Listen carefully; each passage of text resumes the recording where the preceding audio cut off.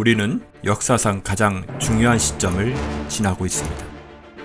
하나님께서는 하나님의 일을 하시기 전에 사람을 준비시키셨음을 우리가 알고 있습니다. 하나님 말씀은 마지막 때에 대추수, 대부흥의 때가 있다고 분명히 예언하고 있습니다. 아멘. 하나님의 말씀이 그대로 성취될 것을 믿습니다. 예레미야 눈물은 잠자는 교회와 영혼을 깨우기 위해 노력하고 있습니다. 이 가슴 뛰는 일에 함께 하길 원하시는 분은 카카오 채널로 연락 주시기 바랍니다. 당신은 위대한 하나님의 사람입니다.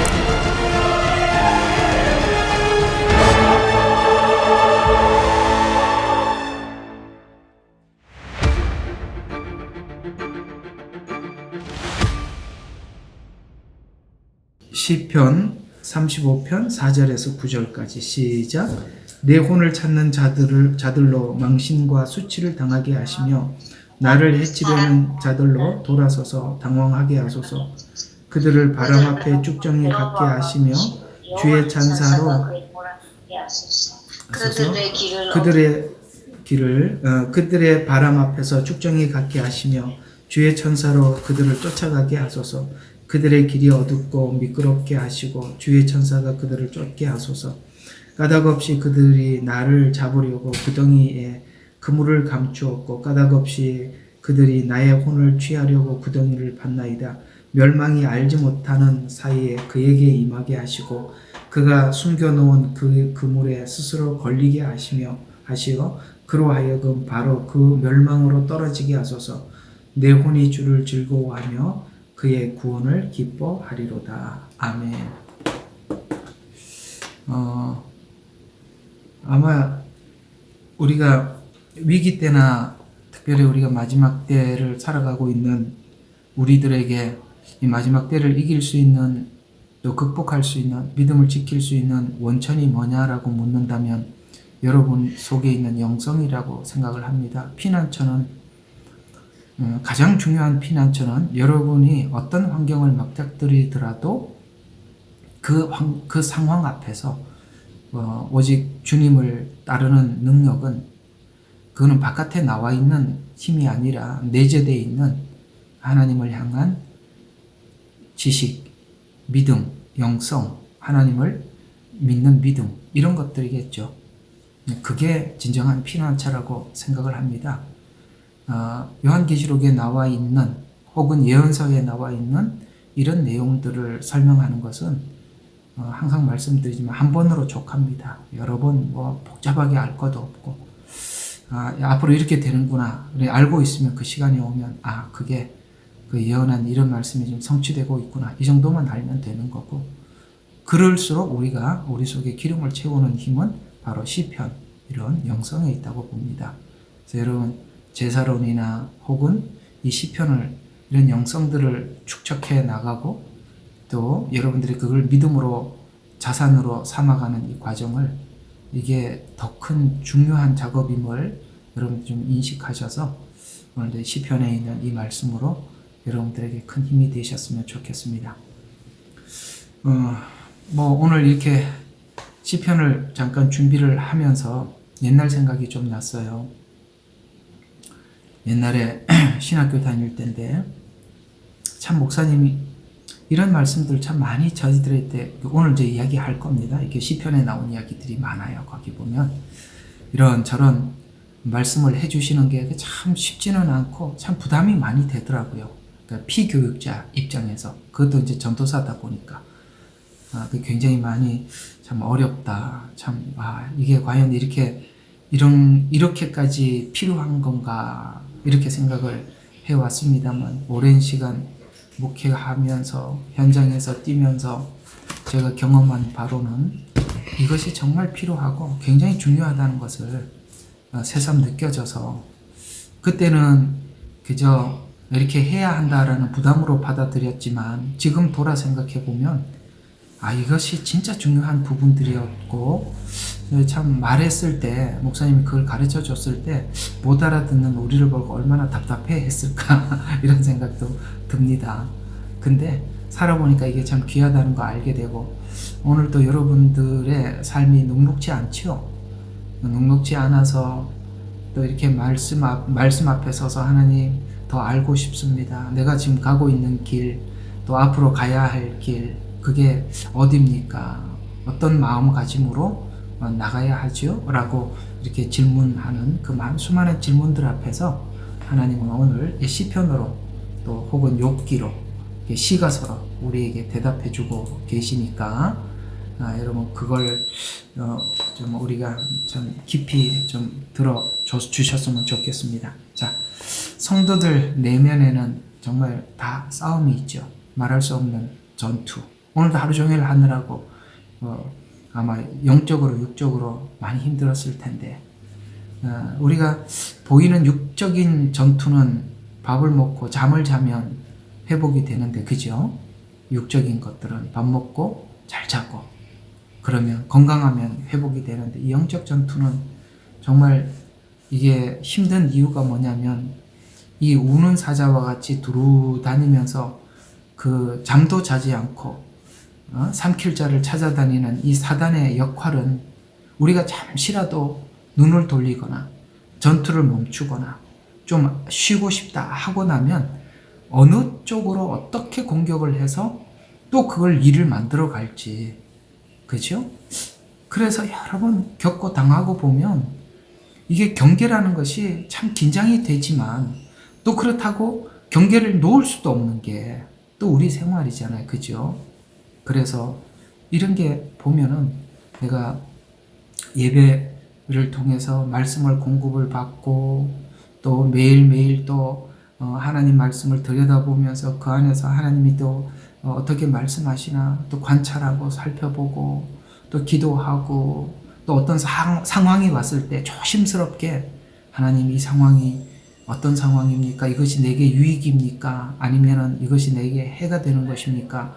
이런 것까지 우리가 매일매일 살아간다는 것이 굉장히 힘들고 그렇지만은, 결국에는 그때 한순간 잘못 판단해서 시간이 지나서 그것이 어그러졌을 때, 그걸 주워 담고 회복시킬 때 우리가 얼마나 고생했습니까? 그죠? 그런 걸 생각해 보면 두 번 다시 그러지 않으리라고 하는데, 또 어느 순간 또 잠깐 내려놓고 마음을 놓고 있으면 또 그게 또 다른 방법, 생각지 않는 곳에서 또 공격이 들어오고, 가끔씩 또 우리 자신을 돌아보면 내가 원래 이런 성품은 아닌데 이상하게 내가 또 어떤 상황을 보고 이상한 생각을 하게 돼서 또 남들에게 또 공격하는 사람으로 서기도 하고, 이해가 가죠? 우리 공격으로 해서 상대방이 굉장히 상처를 받고 해를 받고, 또 어떤 사람이 또 내 앞에 있는 또 어떤 사람이 또 분별이 없어가지고 또 어떻게 해갖고 또 나를 힘들게 하고, 맞죠? 그래서 막 그러다 보면 사람 만나는 것도 힘들고 막 이렇게 우리 삶이 막 지친단 말이죠. 그러나 이런 과정 속에서 우리가 계속 하나님 앞에 그런 문제를 막닥뜨리고 넘어지거나 승리하고, 그 나중에 또 그 상황을 통해서 교육을 받고 이러는 과정 속에서 우리는 뭐 어떤 부분이 달라지고 있느냐면, 영적 시각이들이 넓어지고 깊어져 가는 거죠. 그러니까 이런 일들이 없이 하나님께서 계시로, 은사로 이렇게 탁 열어주시는 게 아니라, 하나님은 대부분이 그렇습니다. 하나님은 여러분과 저의 삶을 통해서 성경이 무슨 말인지 이렇게 함께 느끼게 만들고, 이렇게 이해가 가죠. 예, 빨간색은 뜨겁다, 이렇게 하니까 빨간색을 볼 때하고 빨간 뜨거운 것을 만지고 내가 이렇게 감각을 느꼈을 때는 다르죠. 빨간색은 뜨겁다 이렇게 생각하고 이해하고 있는 것과 내가 만져보고 이게 정말 뜨겁네 이렇게 하는 건 다르듯이, 하나님은 우리에게 생활을 통해서 직접 겪게 하고, 그럴 때 성경이 더 밝게 보이게 되고, 이 성경이 우리에게 무슨 말을 하고 있는지 우리가 들을 수 있는 귀가 생기더라, 이런 말이죠. 이런 일들이 여러분 참 피곤하지만 계속 하나님께서 하나 끝나면 다음번이 오고 또 끝나면 다음번이 계속 우리에게 찾아오는 이유는, 그렇게 해서 우리를 지금 뭔가 만들어 가시고, 없는 부분들을 하나님께서 챙겨주시고 더 자라가게 되고 영적인 안목이 깊어져 가고, 이렇게 하기 위해서는 하나님께서는 우리의 인생에 필연적으로 그런 상황이 있어야 한다는 것이죠. 그래서 이게 바로 영적 전투인데 이런 부분들을 다루어서 우리에게 설명해 주는 것이 시가서예요. 시가서는 그래서 중요합니다. 제가 지어낸 언어인데요. 성도들을 보면은 성도들의 신앙을 보면 신약적 영성을 가진 분들이 계시고 구약적 영성을 가지는 분들이 있는데 저는 추천을 한다면 영성은 구약적 영성을 가지라 그렇게 부탁합니다. 신약은 결론만 알고 있고 과정을 몰라요. 원인과 과정을 잘 모르고 결론만 알기 때문에 이 과정에서 실수를 많이 하게 돼요. 그런데 구약은 역사를 기록하잖아요. 긴 시간 역사를 기록하잖아요. 왜 역사가 필요했냐면 사실을 증명해야 돼. 누군가의 체험을 통해서 우리에게 전달해야 되기 때문에 그런 사실을 기록한 거예요.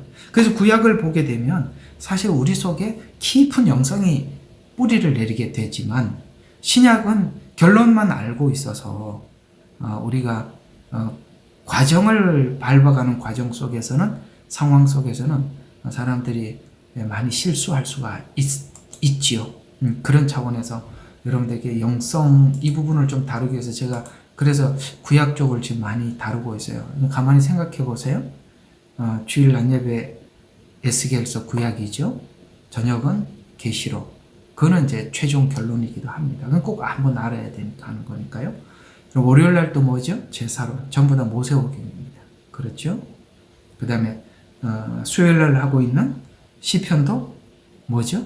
구약이죠. 그러니까 이런 차원에서 저는 여러분들에게 영성을 많이 요즘 이렇게 다루고 있다는 것도 알아두시면 좋겠어요. 아시겠죠? 자, 우리가 이렇게 영적 전투에는 두 가지가 있어요. 하나는 전투도 경계도 있고 실제적인 싸움도 있습니다. 경계와 싸움. 그래서 군대 가면 경계와 전투 이 두 가지를 가르치죠. 전투는 그래서 군대에서는 그런 말이 있어요. 전투에 실패한 군인은 용서받을 수 있어도 경계에 실패한 군인은 용서받을 수 없다. 이게 아주 명언처럼 내려오는 군대의 말입니다. 경계. 여러분 경계를 실패하면 우리는 실제 전투를 치러야 합니다. 그죠? 근데 더 좋은 방법이 뭐죠? 경계를 명확히 해서 분별을 해나가는 거죠. 그랬더라면 굳이 치르지 않아도 될 전투를 안 치러도 되는데 경계에서 실패하니까 어떻게 합니까? 적군이 문을 열고 울타리를 열고 들어오는 것을 허용하게 되고 허용하니까 막닥뜨려서 싸울 수밖에 없죠. 그게 얼마나 지치게 만드는지 아시죠? 그런 것들이 아주 쉽게 우리에게 찾아올 수 있다는 거 아십니까? 아주 쉽게. 내 본성이 그 생리적으로 그냥 나도 모르게 툭 튀어나오는 원래 그 인간의 그 악한 본성들 그런 것들이 그저 안 치러도 될 전쟁을 그렇게 치르게 만드는 겁니다. 그래서 이 전투를 우리가 얼마나 치열하게 보는가 그것이 얼마나 괴로운지를 우리가 겪어봤으면 이제는 좀 그걸 안 했으면 좋겠는데 그죠? 이게 영적으로 그런 분별들이 없는 사람들은 분별이 없는 사람과 함께 살다 보면 이런 게 너무 힘들어요. 그죠? 영적인 분별력이 없으니까 이걸 다 몸으로 받아내야 되고 그걸 정말 그러니까 하다 보면 우리가 이제 다윗의 위대함이 그거예요. 오늘 35편에 이제 사울은 결국에는 사울을 통해서 다윗이 만들어져 가고 있잖아요. 저번 주에 그 주제가 그런 거 아시죠? 사울을 통해서 다윗은 이렇게 하나님의 사람으로 만들어져 가고 있습니다. 그렇게 만들어져 가고는 있는데 이 사울이 정말 나중에 이제 중간에 이제 죽죠. 그러니까 죽으니까 이 싸움이 끝나는 건데 이게 만약에 평생 같이 따라다닌다고 가정했을 때 정말 얼마나 힘들겠습니까? 그런데 결국에는 이 사울을 통해서 하나님께서 다윗을 만들고 있는 과정 속에 한 번도 다윗은 하나님께서 말씀하신 그 외에 다른 방법을 쓰지 않았다는 것에서 다윗은 위대한 신앙인으로 거듭나게 됩니다. 그러니까 우리가 계속 그렇게 공격을 받으면 나중에 아주 그 반격을 매우 인간적인 반격을 하는데 다윗은 그것을 인간적으로 반격하지 않아서 성숙하게 된 거예요. 이해가 가세요? 그걸 인간적으로 반격을 해버리면 그 시험을 통해서 내가 성숙할 수 있는 기회를 그냥 내려놓게 되는데 그걸 하나님의 방식대로 계속 밀어붙이는 바람에 다윗은 하나님의 세밀한 것까지 감각으로 느끼며 하나님의 어떠하심을 아주 남들이 경험할 수 없는 깊고 깊은 것을 경험하게 되더라. 이것에서 다윗은 하나님이 보실 때 정말 마음에 합한 자였고 하나님이 기뻐하는 신앙의 샘플로 우리 모두에게 소개되어져 가고 있다는 것에서 이 다윗은 그래서 이 신앙의 어떤 연단과 훈련 과정 속에서 있었던 그 세밀한 부분까지 다윗은 시편을 가장 많이 기록한 자로 남아있는 거예요. 우리가 인생을 살면서 시편이 150편까지 있잖아요. 예를 들어서 여기서 151편, 152편 덧붙이라고 했을 때 여러분 시편의 반을 장식할 만큼 다윗은 하나님을 많이 맛을 봤고 느꼈다는 거예요. 옛날에 청년 때 수련회를 가서 목사님께서 A4 용지 한 장을 나눠주면서 여러분들이 알고 있는 하나님에 대해서 다 기록해 보세요 라고. 그래서 저는 하나님에 대해서 많이 알고 있는 줄 알고 한 3줄 쓰거나 2줄인가 3줄 쓰고 나니까 쓸 게 없어요. 나는 정말 하나님을 많이 안다고 생각했어요. 굉장히 놀랐습니다. 근데 다윗은 하나님에 관해서 쓰세요 그랬더니 시편을 반을 썼어요. 무슨 차이일까요? 삶의 차이입니다. 삶을 하나님의 방식대로 넘어간 자와 요령피워 넘어간 자의 차이입니다. 요령피워 넘어간 자는 하나님에 대해서 알 게 없죠. 그러나 원칙을 가지고 넘어간 자들은 배울 게 이렇게 많더라. 그래서 시편 반을 장식하더라. 아시겠습니까? 그겁니다. 여러분 151편, 152편 계속 쓸 수 있겠어요? 그걸 쓰셔야 돼요. 여러분이 느낀 그 하나님 어떤 분인지. 그래서 이 전투가 얼마나 치열하게 보이는가 아닌가는 이 죄가 얼마나 심각하고 전염성을 가지고 있으며 아시겠죠? 그러니까 내가 상대방에게 죄를 전해주면 그 전해받은 사람이 내가 어떤 그 사울이 다윗을 공격하듯이 이렇게 영적으로 다윗을 공격을 했을 때 그 공격을 사울이 다윗을 공격했을 때 다윗이 사울처럼 반응하지 않고 하나님의 방식으로 반응을 해서 그는 자기의 신앙의 원동력을 삼았다는 거죠. 그걸 많이 넘어간 사람들이 굉장히 부드럽고 사람들에 대한 수용력도 넓어지는 거예요.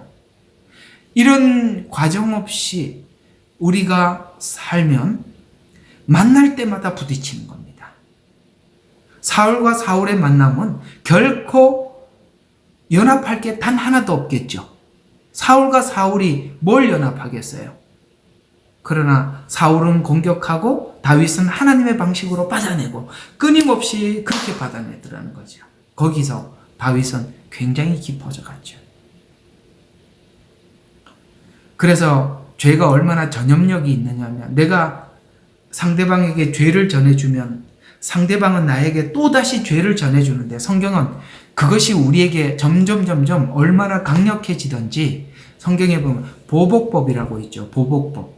그게 구약에 보면 뭐 보복법 아시죠? 뭐 예를 들어서 이렇게 하면 너는 이렇게 갚아주고 이렇게 하면 이렇게 이게 보복법이라는 거예요. 왜 하나님은 보복법을 이야기할 때도 1대1로 이야기하느냐면 인간은 누군가로부터 공격을 받고 나면 이를 공격을 받으면 기본 2 더하기 3으로 역공하려는 아셨어요? 다 알고 지금 알고 듣는 거죠? 예. 인간은 한 개를 공격을 받으면 2, 3개 갚아주려고 하는 마음이 있기 때문에 그러면은 내가 예를 들어서 3을 돌려주면 상대방은 다시 6을 돌려줄 거예요. 그러면 도저히 뭐죠? 화해할 수 없는 강을 건너게 되는 겁니다. 아시겠죠? 그런 거예요. 죄는 그렇게 전염성이 있는데 전염성이 1을 주었을 때 1로 오는 게 아니라 1을 주면 3, 6, 9 이렇게 돌아오니까 그게 전염성인 거예요. 그래서 도저히 둘은 화해할 수 없는 남남이 돼버리는 거예요. 그래서 오늘 이게 3절에 저번 주에 3절에 보면 이런 말을 하잖아요. 내 영혼에게 그게 얼마나 고통스러웠던지 내 영혼에게 나는 내 구원이라 일러달라고 기도할 만큼 자신에게 치열한 그런 전쟁을 치렀다라고 이 다윗은 고백하고 있습니다. 얼마나 힘들었으면 이런 말을 했겠어요. 하나님, 나는 내 영혼에게 나는 내 구원이라 알려달라고 그렇게 할 만큼 자기는 영적 전투를 치르고 있었고 하나님은 마치 이 상황을 모르는 것 같이 알아주지도 않는 것 같이 침묵하고 계시고 이 시간을 견뎌내면서 그는 그 안에 진주가 만들어져 가더라. 보석이 되어 가더라. 이런 이야기가 되겠습니다. 자, 그래서 마지막 때가 되어 간다고 우리가 모두가 말들은 하고 있지만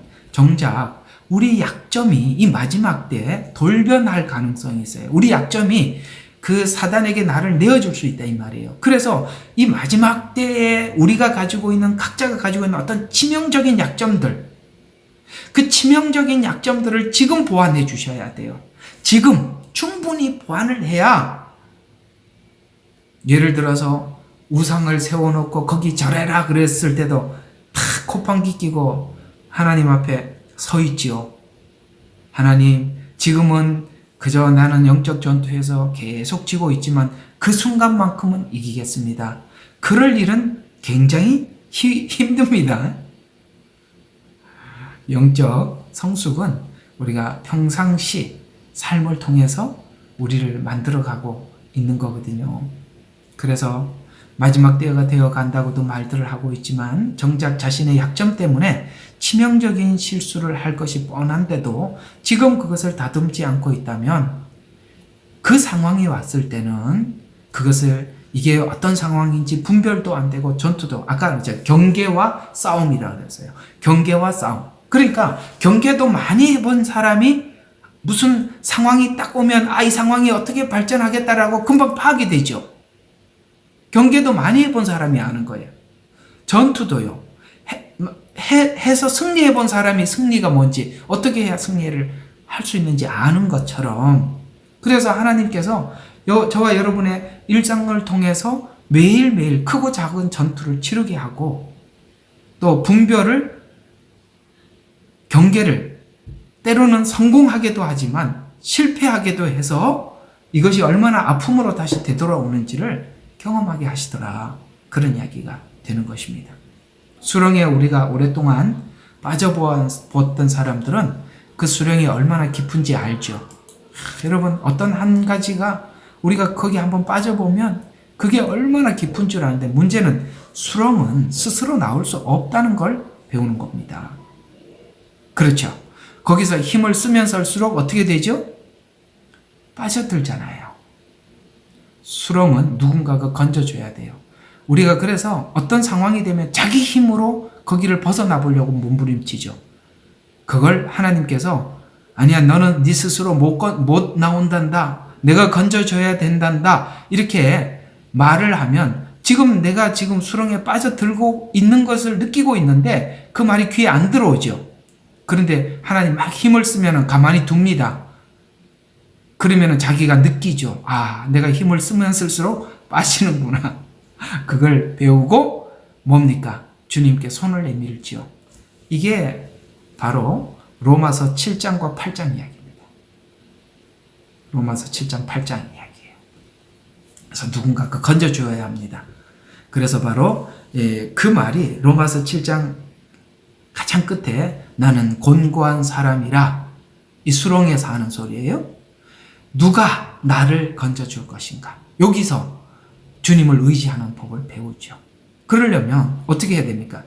수렁에 빠지기도 해야 하고 거기서 내가 스스로 나오려고 몸부림도 쳐봐야 주님만이 나를 이곳에서 건질 수 있구나라는 것을 배우게 되듯이 말이죠. 우리는 그렇게 지금 하나님께서 배우게 해주시는 것입니다. 따라서 여러분의 실패도 하나님 앞에서 유익되도록 하나님 이 실패를 통해서 내게 주시고자 하는 참 교육이 무엇입니까? 하나님께 그렇게 묻고 여러분의 것을 삼고 지금 이런 일상을 통해서 배워 가시기를 바랍니다. 이 지점까지 오기까지 다윗은 지금 사울 앞에서 그 사울의 공격 앞에서 늘 하나님 앞에 기도했고 또 사울을 해칠 수 있는 그야말로 이 상황을 종료할 수 있는 3번의 기회가 있었어요. 3번의 기회. 그러나 사울을 해치지 않았고 그리고 결국엔 내가 하나님께 맡깁니다라고 기도했던 것을 자기 스스로 처리하지 않고 하나님 앞에 맡겨서 하나님께서 사울을 처리하시죠. 그래서 결국엔 다윗이 다윗 되게 하는 것은 사울이었다는 거예요. 그래서 저는 유난히 신앙생활을 하면서 자기 주변에 사울을 둘, 셋을 끌어안고 사는 분들이 계세요. 나는 내 옆에 있는 사람들이 전부 다 사울이더라 라고 생각하시는 분 손 좀 들어봐요. 내 남편도 사울이고 자식도 사울이고 또 누구도 사울이야. 직장 가면은 상사도 사울이고 그 아래에 있는 사람도 사울이고 왜 이렇게 사울이 많는가? 그거는 소가지가 못 돼서 그러는 거고요. 그건 소가지가 못 돼서 누가 그렇게 생각하면 다 사울이에요. 사실은 옆에 천사를 두고도 사울이라고 생각할 수도 있습니다. 그만큼 우리가 악한 거예요. 근데요, 이런 게 있습니다. 여러분, 그런 사울들을 많이 경험한 사람들은요, 참 만나면 매끄러워요. 부드러워요. 참 또 보고 싶어요. 그는 속이 죽은 사람이거든요. 속이 죽은 사람들은 만나기가 참 편해요. 그래서 온유한 자는 복이 있나니 땅을 기업으로 받는다는 말은 그 사람의 지경이 넓어진다는 것입니다. 우리가 온유해질 때 포용력이 커져요. 그래서 땅을 기업으로 받는 것입니다. 그래서 여러분, 만약에 우리 앞에 다윗이 있으면 다윗에게 가서 무슨 말을 해도 다 우리 이야기 이해할 수 있는 사람 같이 느껴지지 않으세요? 여러분 앞에 다윗이 있다면. 그죠? 왜 그랬을까요? 사울 때문에 다윗이 이렇게 된 것이겠죠. 여러분 잘 훈련을 받으셔서 여기에 다윗이 많아지기를 바랍니다. 만나면 포근하고 보면 또 보고 싶은 그런 참 포근한 사람들이 되어갔으면 좋겠습니다. 자, 오늘 서론이 엄청 길었는데 이 35편을 이런 관점에서 접근해 들어가자라는 차원에서 말씀을 드려봤고 4절부터 한번 보죠. 내 혼을 찾는 자들로 망신과 수치를 당하게 하시며 나를 해치려는 자들로 돌아서서 당황하게 하소서. 여러분, 이게 이런 이야기가 되는 거거든요. 이 이야기는 이런 이야기예요. 지금 아까 말씀드린 것처럼 보세요. 이런 거죠. 저 10광야에서 다윗을 몰아서 죽음이 앞에 왔지만 다윗은 도리어 사울을 10광야에서 살려주었고 사울은 수치를 당한 적이 있죠. 10광야에서 한번 그런 일이 있었어요. 여기서 한 번만 있었던 게 아니죠. 또 엔게디 동굴 주변에는 3,000명의 군사들이 다윗을 잡으러 왔었습니다. 다윗이 숨은 동굴에는 사울 혼자 들어왔고 다윗은 사울의 옷자락을 베고 사울이 굴에서 나왔을 때 다윗은 사울을 살려준 것을 외쳤어요. 그리고 어떻게 했습니까? 사울은 부끄러움을 당했어요. 또 하길라 광야에 숨어 있을 때도 3,000명을 데리고 추적했지만 다윗은 사울의 창과 물병을 들고 갔습니다. 3번. 오늘 여기 본문에 보세요. 4절에 보니까 내 혼을 찾는 자들로 망신과 수치를 당하게 하시며 나를 해치려는 자들을 돌아서서 당황하게 하소서. 그랬죠.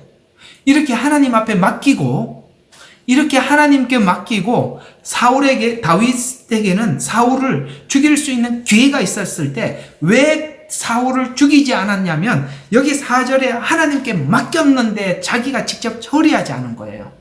우리는 하나님께 맡겨놓고 오늘 다윗이 이 무방비 상태인 사울을 만나게 이렇게 맡겨드리게 해주면 우리는 이렇게 생각할 수 있어요. 아, 하나님 응답이 왔구나.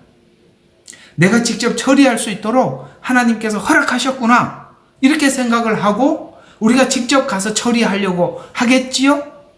그러나 다윗은 그 마음을 하나님께 맡기고 자기가 처리하지 않고 하나님께 맡긴 것을 자기가 처리할 수 있는 상황이 왔지만 여전히 그 맡긴 것을 실천하고 있다는 거예요. 멋있죠? 여러분 이게 굉장히 어렵다는 거 아시죠? 우리는 이 상황이 오면 하나님께서 내게 기회를 주셨구나. 아이고 그렇지 네가 틀리고 내가 옳지 하고 그 자리에서 그냥 칼을 꺼내서 해결하고 끝장을 냈을 겁니다.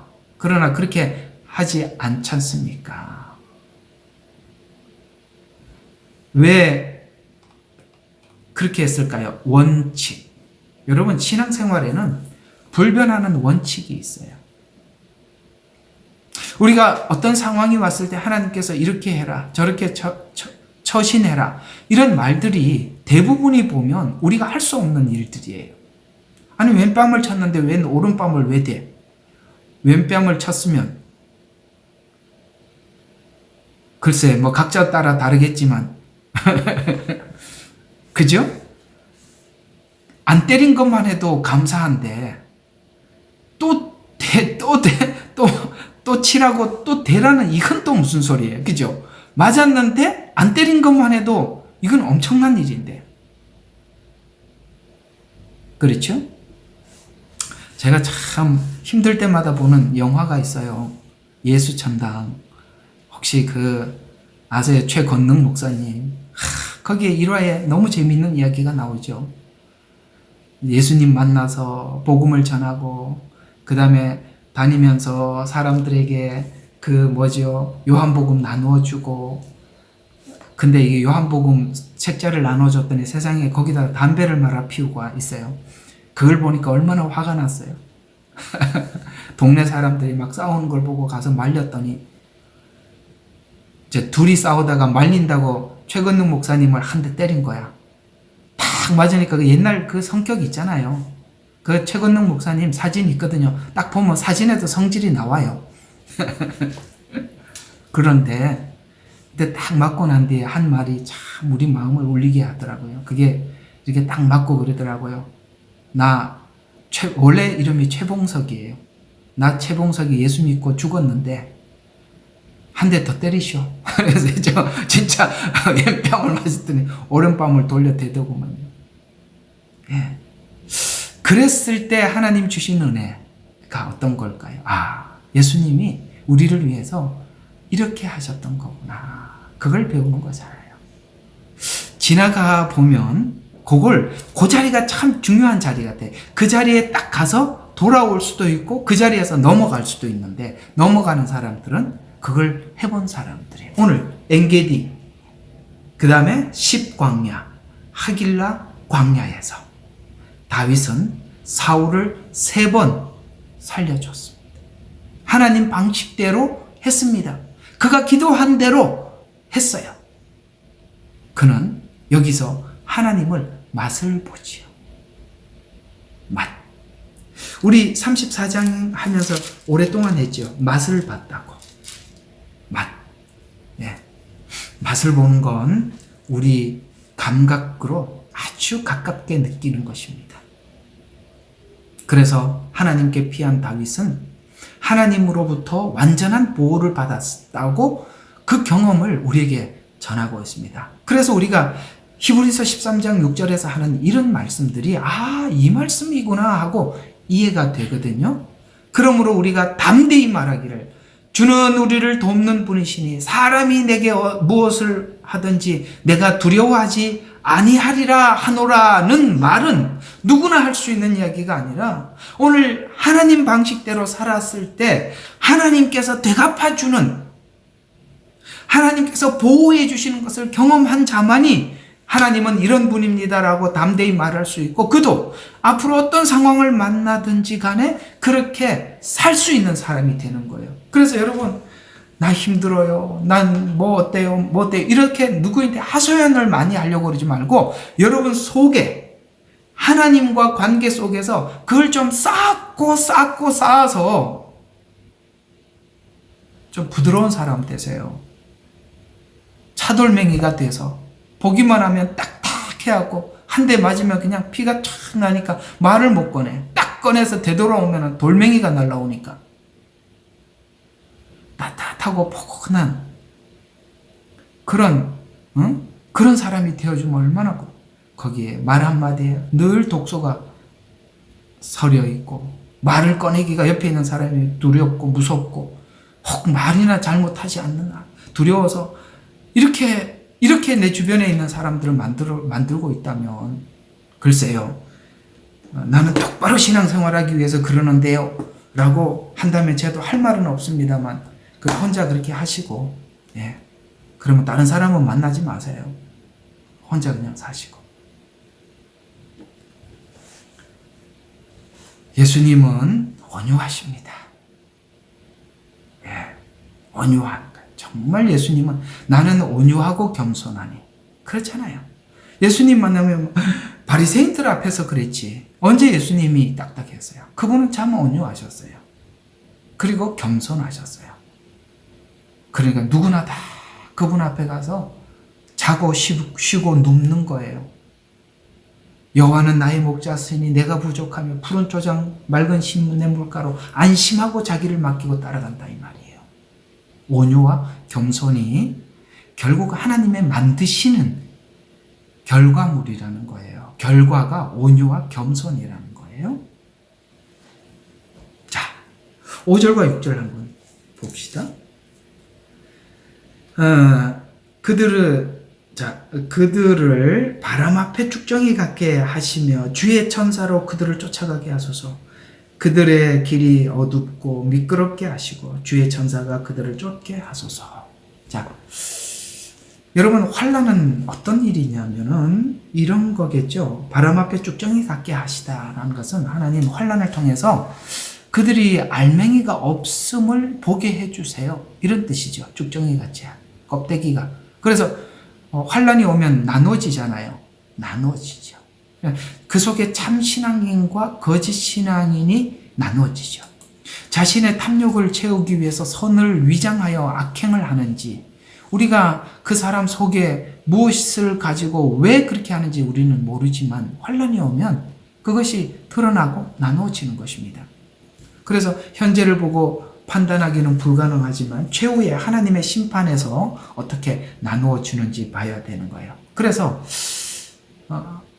우리 이야기를 좀 더 해보고 싶어서 마태복음 13장으로 한번 가보죠. 이 이야기 여기서 한번 좀 풀어보았으면 좋겠습니다. 여러분, 여기 13장은 천국에 대한 소개로 나와 있고, 특별히 그 천국에 관한 소개 안에 네 밭에 관한 이야기가 기록되어 있지요. 길가, 그 다음에 가시밭, 돌짝밭, 그 다음에 좋은 땅. 이렇게 이 4개의 밭 이야기가 마태복음 13장에 나와 있습니다. 자, 이런 겁니다. 여러분과 제가 들은 복음이 어떤 복음이냐? 여러분이 들은 복음이 어떤 복음이냐에 따라서 그 복음이 참 복음이냐, 거짓 복음이냐에 따라서 결국에는 참 복음을 받은 자와 이 복음이 천국 복음이 아닌 복음이 복음답게 복음으로 받지 않아 하나님 나라 복음으로 받지 않으면 결국은 환란이 왔을 때 그 참 복음을 받은 자와 그 가지고 있는 그 복음이 다른 목적으로 다른 용도로 받은 사람들은 이렇게 나누어진대요. 그게 내 밭의 이야기예요. 이야기는 여러분들이 잘 알고 있는 거니까 오늘 이 본문과 연결된 부분만 잠시 터치해 보죠. 11절 한번 봅시다. 마태복음 13장 11절 주께서 그들에게 대답하여 말씀하시기를 이는 천국의 신비들이 너희에게 알도록 허락되었으나 그들에게는 허락되지 아니하였기 때문이라. 누구든지 가진 사람은 받게 되어서 더 풍성하게 가질 것이며 누구든지 갖지 못한 사람은 가진 것마저도 빼앗기리라. 이 말은 참 제가 이게 굉장히 심오한 이야기예요. 이게 제가 말라기를 알아야 마태복음을 이해할 수 있다고 목요일날 말씀을 드리고 있어요. 요즘 설교를 하고 있어요. 목요일날. 근데요, 여기 이런 이야기입니다. 누구든지 가진 사람은 받게 되고 더 풍성히 가질 것이나 여기에서 가진 사람은 뭐지요? 천국 복음을 가진 사람을 이야기하는 거예요. 그러니까 이 복음이 천국 복음이라는 것을 알고 천국 복음으로 믿고 받아들이는 사람들은 성경을 보면 볼수록 이 천국 복음이 어디 가도 다 그 천국 복음이니까 더 넓어지겠죠. 그러나 보세요. 누구든지 갖지 못한 사람들은 가진 것마저도 빼앗긴다라는 것은 성경이 말씀하고 있는 이 복음이 천국 복음인데 다른 용도로 쓰면 자기가 그 하나님 주셨던 그 말씀마저도 잃어버리게 된다. 이런 말씀이 되는 거예요. 이해가 가세요? 여러분들이 이 복음이 천국 복음이라고 알고 믿고 보면 볼수록 이 내용이 이 말씀이 그 말씀이셔서 이게 천국 복음의 이 내용이었어. 그래갖고 여러분들이 이 복음이 더 넓어지는 걸 느끼죠. 그러나 이 복음이 다른 용도로 쓰면 성경이 이상하게 자꾸 닫혀서 몰라요. 있는 것마저도 빼앗긴다 이 말이에요. 그러면 있는 것마저도 빼앗기는 사람이 어떻게 빼앗겨지는지를 한번 볼게요. 어떻게 빼앗겨지는지 한번 봅시다. 그런데 자, 밭이 있어요. 거기다 씨를 뿌려요. 여러분, 씨는 똑같은 씨예요. 문제는 밭이 문제죠. 그렇죠. 씨는 똑같아요. 그런데 밭이 문제예요. 있는 것마저도 빼앗긴다는 것은 그 위에다가 복음을 뿌렸더니 복음을 심었더니 누구는 빼앗기더라. 자, 그러면 19절을 봐요. 누가 빼앗기나? 그러므로 18절부터 봐요. 그러므로 너희는 씨 뿌리는 자의 비유를 들으라. 누구든지 왕국 복음을 듣고서 깨닫지 못하는 자는 여기서 왜 왕국 복음이라고 하느냐? 마태복음은 유대인들에게 보내는 서신이기 때문에 왕국 복음이라고 하는 겁니다. 우리는 천국 복음, 하나님 나라 복음 상관은 없습니다. 그러나 유대인들을 이해시키기 위해서 이 마태복음이 기록되었기 때문에 그들은 천년 왕국을 기다리고 있어요. 그래서 왕국 복음이라는 거예요. 그건 너무 복잡하게 생각할 거 하나도 없어요. 자, 19절 듣고도 깨닫지 못할 때에는 악한 자가 와서 그 마음에 뿌려놓은 것을 빼앗아 가나니 마음에 뿌린 것을 빼앗아 간대요. 마음에.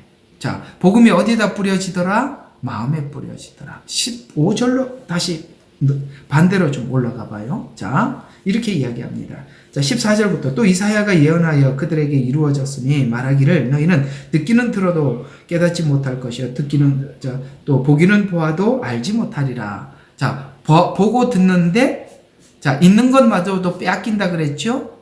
그런데 보고 듣는데 빼앗겨요. 왜 빼앗기는지 보세요. 15절 그 백성의 마음이 뭐해지더라? 마음이 무뎌져서 아시겠죠? 마음이 묻어져서. 그러니까 이렇게 성경은 이야기하고 있는 겁니다. 자, 하나님의 복음을 어디에다 뿌리고 있어요? 우리 마음에 뿌리고 있는 거예요. 마음에 뿌리고 있는데 마음이 무뎌진 경우가 오늘 어떤 경우? 첫 번째, 길가에 뿌려진 거죠. 그래서 15절, 그러니까 무뎌진 그 마음에다가 뿌려놨더니 깨닫지 못할 때에 악한 자가 와서 그 사람의 마음에 뿌려놓은 것을 빼앗아가나니 길가에 씨가 뿌려졌다는 것은 곧 이 사람을 두고 하는 말이요. 마음에서 씨앗을 빼앗아가더라. 왜 여기 마음이라고 표현하는지 아십니까? 사랑은 지식 전달이 아니죠. 하나님이 세상을 이처럼 사랑하사. 사랑은 지식 전달은 아닙니다. 사랑은 마음으로 오신 겁니다. 제가 한 수년 전에 사랑은 사랑으로 이런 제목으로 설교를 한 게 있어요. 그렇죠. 사랑을 어떻게 지식으로 분석합니까? 사랑은 마음으로 받는 것이죠.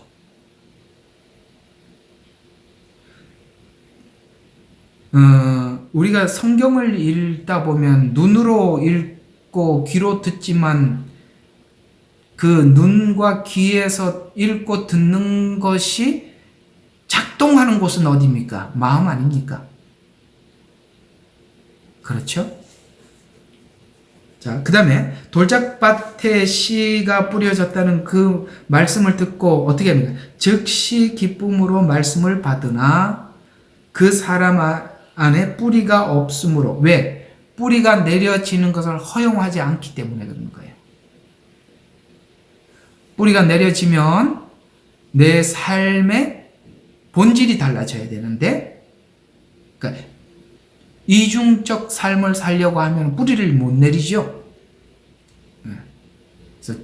그래서 말씀을 듣고 기쁨으로 말씀을 받으나 뿌리가 없으므로 잠시 견디다가 말씀으로 인하여, 자, 무슨 환란이 와요? 말씀으로 인하여 오는 환란이 올 때는 환란이나 박해가 닥치면 즉시 실족하는 사람이요. 그래서 뿌리를 못 내렸다는 증거는 환란이 와보면 아는 거예요. 그래서 오늘 여기 시편에도 그거예요. 환란을 통해서 껍데기를 날려버리라는 거예요.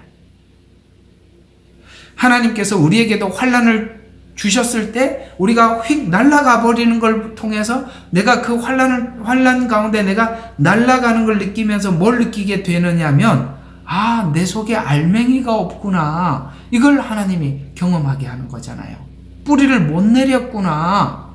이걸 경험하게 하는 거잖아요.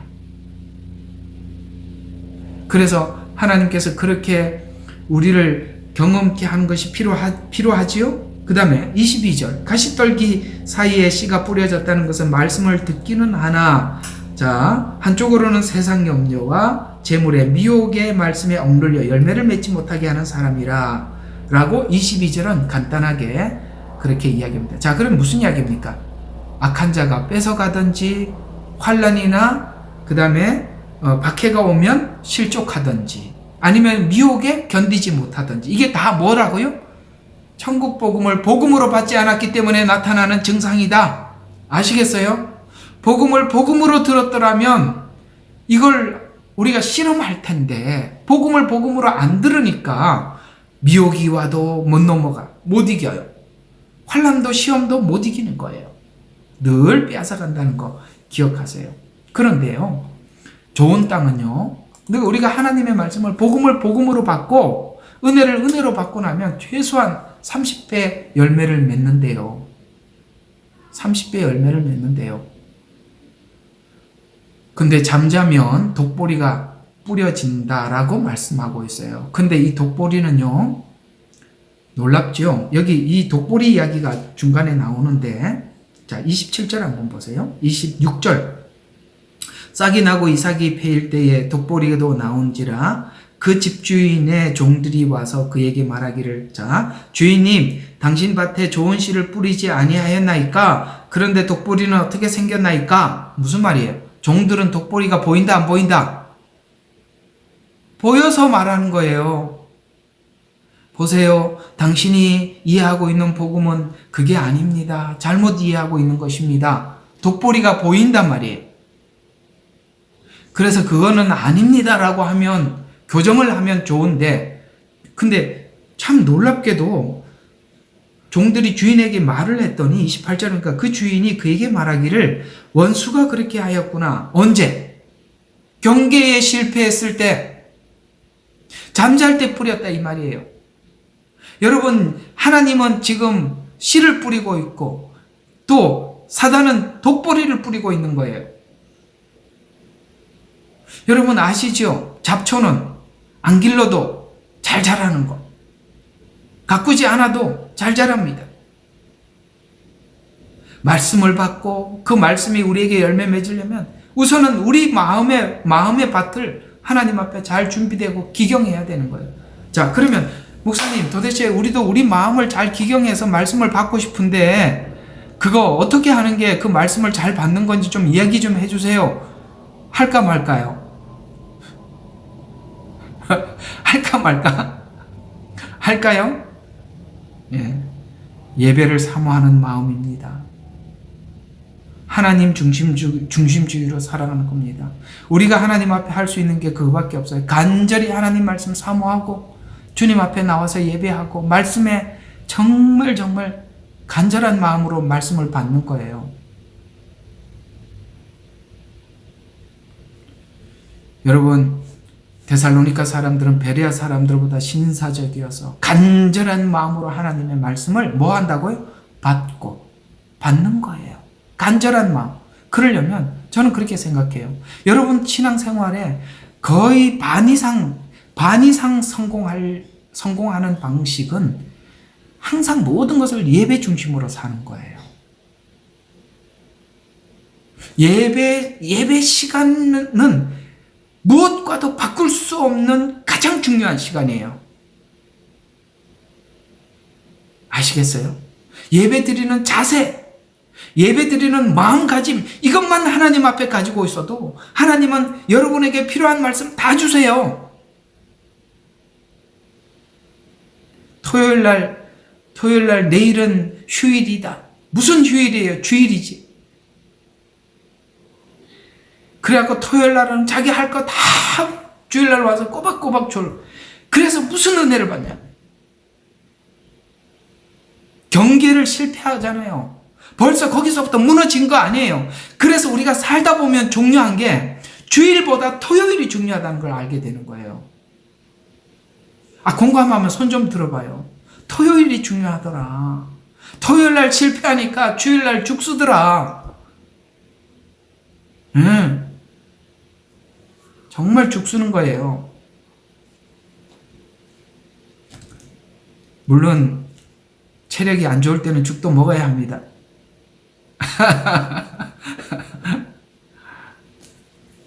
자, 독보리가 추수할 때까지 가만두어라. 무서운 이야기죠. 추수할 때까지 그냥 두랍니다. 양과 염소도 가만히 두었다가 저녁에 갈라내는 거예요. 자, 그러면 오늘 이 천국복음 이야기 좀 하는 데까지, 여기까지만 좀 하는데, 자, 그러면 천국복음을 들은 사람들, 좋은 땅은 어떤 반응으로 하나님 앞에, 그 말씀 앞에 반응을 할까? 어떤 마음으로 하나님의 말씀에 반응을 할까? 그 반응이 오늘 13장, 이게 13장이 전부 천국에 관한 얘기잖아요? 이렇게 반응한대요. 좋은 땅은요. 13장 44절부터 한번 봐요. 또 천국은 마치 숨겨진 보물과 같은, 여러분 이 복음이 보물이라는 것을 믿습니까? 예? 그래서 보물과 같으니 어떤 사람이 그것을 찾으면, 천국 복음을 듣고 찾았어요. 찾으면 어떤 일이 생기느냐? 당연히 이렇게 할 수밖에 없더라는 거예요. 숨겨두고 그 기품으로 가서 자기 모든 소유를 팔아 뭡니까? 밭을 샀더라는 거예요. 여러분, 이 복음을 얻기 위해서 자기가 가지고 있었던 옛날에 소중하게 여겼던 거 다 버리고 이것 받기 위해서 그 밭을 샀. 왜냐면은 여러분, 그 밭을 사면 그 안에 있는 보물도 내 거잖아요. 좋은 땅은요, 이렇게 반응이 나타난대요. 그러면 우리가 우리 자신에게 한번 물어볼 필요가 있어요. 나는 그 보화를 얻기 위해서 뭘 팔았나? 뭘 내놨나? 생각해봐요. 뭘 내놨습니까? 하나님께서 여러분이 내놓는 걸 작은 걸 하나 받고 나면 여러분들이 생각지도 못하는 것을 대갚아 주시는 하나님이세요. 작은 것 내려놓으면 하나님이 주시는 것은 상상을 초월하는 거예요. 그 다음 똑같지요. 45절. 또 천국은 좋은 진주를 찾는 상인 같으니 그가 매우 값진 진주 하나를 찾아, 어떤 사람은 진주를 찾아다니다. 진주를 찾다가 진주를 찾았고 누구는 우연히 보화를 발견했어요. 여러분, 이건 원래 이 마태복음에서 이렇게 기록된 원래의 의미는 무엇이냐면은 유대인들은 진주를 찾다가 진주를 찾는 겁니다. 아시겠죠? 메시아를 기다렸다가 만난 거예요. 우리는요, 이방인은 여기 보아처럼 우연히 만난 거죠. 그 두 부류를 따로 설명을 하는 거예요. 그러나 둘 다 반응은 똑같더라. 어떻게 같더라? 자기 소유를 팔더라. 그리고 진주를 사더라. 밭을 사더라. 하나만 더 보죠. 자, 그러면 참신앙과 거짓신앙, 그 안에 있는 알맹이와 죽정이는 여기에서 갈라진답니다. 마태복음 7장 24절, 29절 요거까지 하나 더 봅시다. 마태복음 7장 24절, 29절. 자, 그러므로 누구든지 이 말을 듣고 행하는 사람은, 자, 말을 듣고 뭐 하는 사람? 행하는 사람. 실천하려고 몸부림치는 사람. 자기 집을 반석 위에 지은 현명한 사람 같아서, 반석은 오직 한 돌이에요. 돌이 여러 개가 아니라 오직 하나. 아시겠어요? 예수 믿는 이유가 오직 하나. 예수. 그 외에는 아무도 없는 거예요. 그게 반석이에요. 그래서 반석 위에 지은 현명한 사람과 같아서 비가 내리고 홍수가 나며 바람이 불어 그 집이 들이쳐도 무너지지 아니하니. 왜요? 그 집이 반석 위에 세워졌으며 예수 이외에 예수 믿는 이유와 조건이 하나도 없다면 환란이 오든 뭐가 오든 전혀 움직임이 없다. 근데 나의 말을 듣고 행하지 않는 자는 왜 행하지 않죠? 믿지 않으니까 행하지 않는 겁니다. 안 믿으니까 행하지 않는 거예요. 그래서 행하지 않는 자는 누구나 자기 집을 모래 위에 집을, 여기 우리 한국어는 모래라고 표현되지만 원어는 자갈돌 이렇게 나와 있어요. 자갈돌. 믿는 이유가 너무 많지요. 천국도 가야 되고 복도 받아야 되고 건강도 해줘야 되겠고 또 뭐 얘기 좀 해봐요. 수많은 이유들이 있어요. 그래서 이거 안 해줘서 무너지고 저거 안 해줘서 무너지고 이래서 실망하고 저래서 하나님 앞에 돌아서고. 아시겠습니까? 예수 믿는 이유가 너무 많아. 이게 무슨 이게 무슨 잡동사니도 아니고 뭐예요 이게. 예수 믿는 이유는 예수 이외에는 아무도 없는데, 없어야 되는데 너무 많아. 그러니까 무너지는 거예요. 그래서 비가 내리고 홍수가 나며 바람이 불고, 환란이죠. 창수가 나면 무너짐이 심하리라. 예수께서 이 말씀을 마치시고 그 교리에 백성들이 놀라니 이는 주께서 가르치는 것이 권위 있는 분 같고. 서기관이 뭘 가르쳤죠? 율법. 아시겠어요? 네. 율법을 가르쳐서, 율법 안에서는 조건이니까, 그 조건이 무너지면 다 무너지니까 율법은 절대 세울 수가 없죠. 아이고, 오늘 많이 못 갔네요. 자, 6절까지밖에 못 갔는데, 자, 오늘 이야기 한번 정리해 볼게요. 오늘 여러분들과 함께 이야기했던 게 그겁니다. 경계에 실패하지 마세요. 네. 여러분, 경계에 실패하지 않고, 경계를 하지 않고 실수해서 여러분들이 잃어버린 세월과 시간이 많지요. 많은 시간 정말 안 해도 될 일들을 무진장 많이 하고 왔을 겁니다. 경계에 실패해서. 그래서 경계에 실패하지 말아야지. 했다가도 잠깐 경계를 실패했는데 내 본능이 툭 튀어나와서 또 하지 말아야 될 일을 또 해.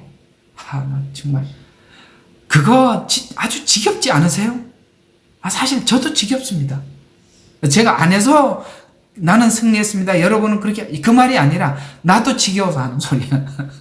아주 징그래요. 징글징글해요. 아주 꼴도 보기 싫어요. 그만큼 경계가 중요한데도 가끔씩 보면 무방비 상태예요. 무방비 상태에 딱 어떤 하고 나면 내가 경계에 실패했구나라는 정신이 바짝 들 때가 있어요.